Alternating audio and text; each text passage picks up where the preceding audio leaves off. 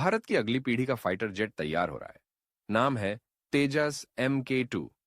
यह सिर्फ एक लड़ाकू विमान नहीं, बल्कि हमारे देश की टेक्नोलॉजिकल ताकत और आत्मनिर्भरता की पहचान है। तो चलिए जानते हैं तेजस MK2 की पूरी कहानी, इसकी हिस्ट्री, फीचर्स और फ्यूचर प्लान। कहानी शुरू होती है 1980s में, जब भारत को अपने पुराने MiG-21 फाइटर्स की जगह नए स्वदेशी फाइटर जेट की जरूरत थी।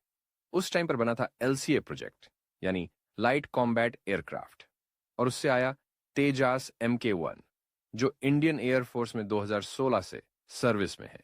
लेकिन MK1 में कुछ लिमिटेशंस थे, जैसे कम रेंज, कम हथियार कैपेसिटी और फ्यूचर अपग्रेड्स के लिए कम स्पेस। तो फिर आया नया वर्जन, तेजस MK2।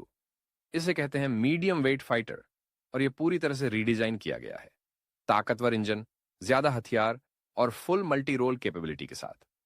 अब बात करते हैं इसके दमदार फीचर्स की। सबसे पहले इंजन।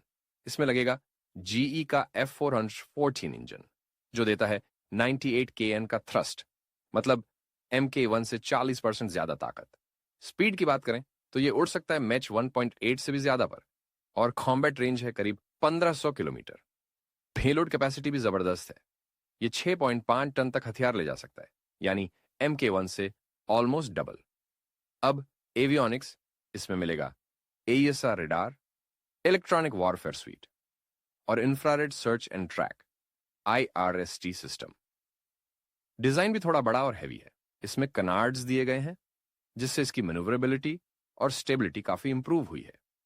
और सबसे बड़ी बात, यह एक फुल मल्टी रोल फाइटर है, यानी air to air, air to ground और एंटी शिप सब कुछ कर सकता है। चलिए जल्दी से एक छोटा कंपैरिजन कर लेते हैं MK1 और MK2 के बीच। तेजस MK1 में थ्रस्ट है 84 kN, MK2 में 98 kN। Payload capacity, MK1 3.5 tons, MK2 6.5 tons. Length भी बड़ी है, MK2 लगभग 14.6 मीटर लंबा है। एवियोनिक्स और रेडार सिस्टम भी ज्यादा मॉडर्न और एडवांस है। MK1 है लाइट फाइटर और MK2 है medium weight multi role fighter. Tejas MK2 का डेवलपमेंट ऑफिशियली 2009 में शुरू हुआ था। डिजाइन फाइनल हुआ 2020 में।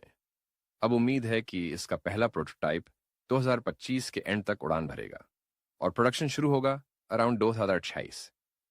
इस प्रोजेक्ट को बना रहे हैं HAL, हिंदुस्तान एरोनॉटिक्स लिमिटेड, और ADA, एरोनॉटिकल डेवलपमेंट एजेंसी। और खास बात, यह एयरक्राफ्ट 70% से भी ज्यादा इंडिजीनस होगा, मतलब मेड इन इंडिया।